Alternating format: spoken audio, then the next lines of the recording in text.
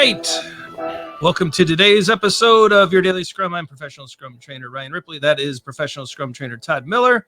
We get together each and every day to help you get a little bit better with your Scrum practice. Be sure to like and subscribe so you never miss a video. Leave us your feedback and comments in the comment section below. Tell your friends about the show, whether it's on a podcast reader or listener or YouTube. Spread the word, share the love. We're almost to 10,000 subs, and when we get to 10,000 subs, merch opens up. I'm wearing some. There it is. The beautiful wrong side. Merch. Everything's backwards in the camera.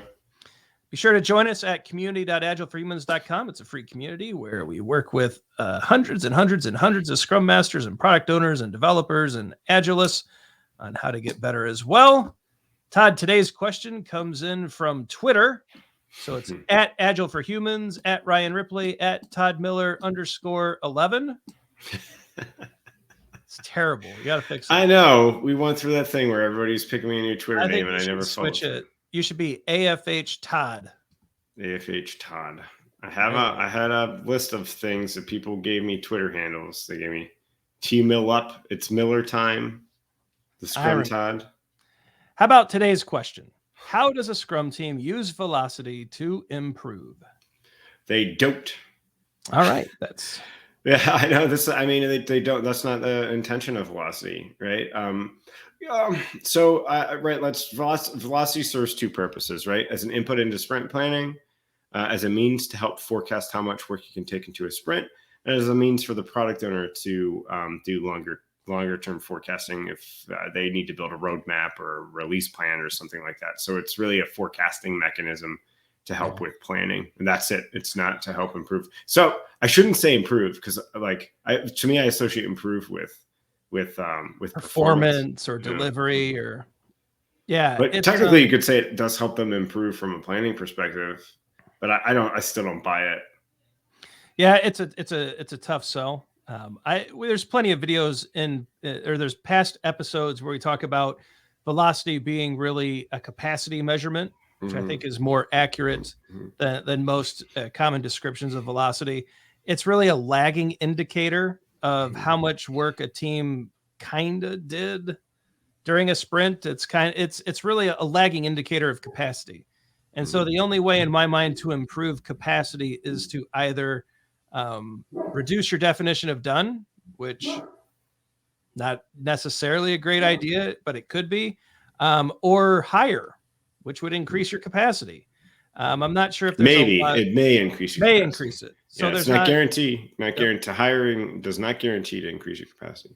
So, but when it comes to capacity issues like that, those are the two levers I think you have to pull. And I don't know if either one of those are smart things to do. I think you could choose to do the minimal but sufficient to meet a need.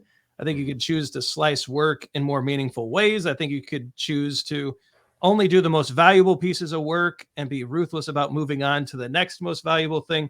There's a lot of other decisions you could make that would lead to improvement that have absolutely nothing to do with velocity. Yeah.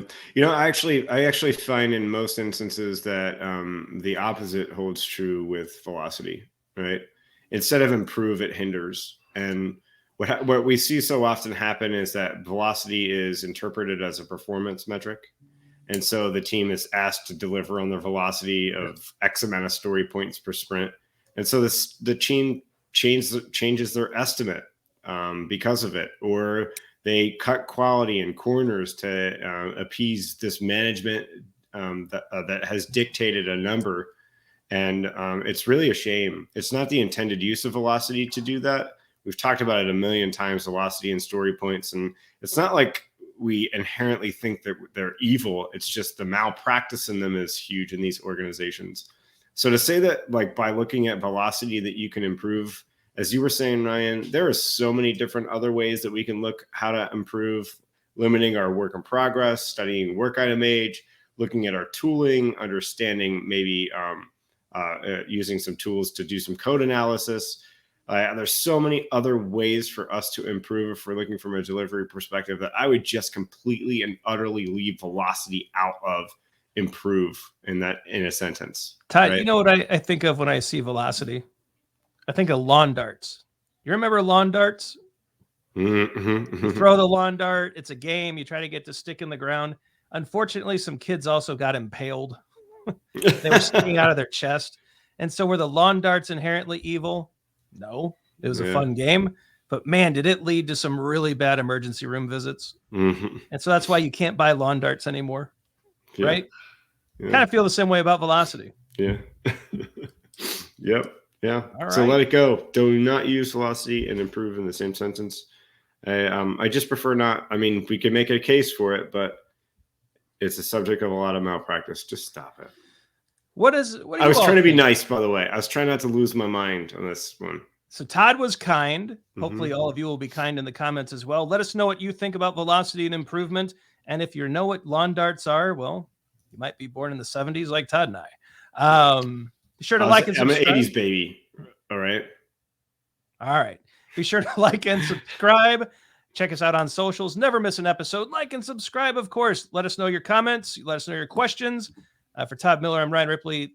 Thank you for being here. Thank you for listening. Thank you for sharing. We'll be back tomorrow. See you.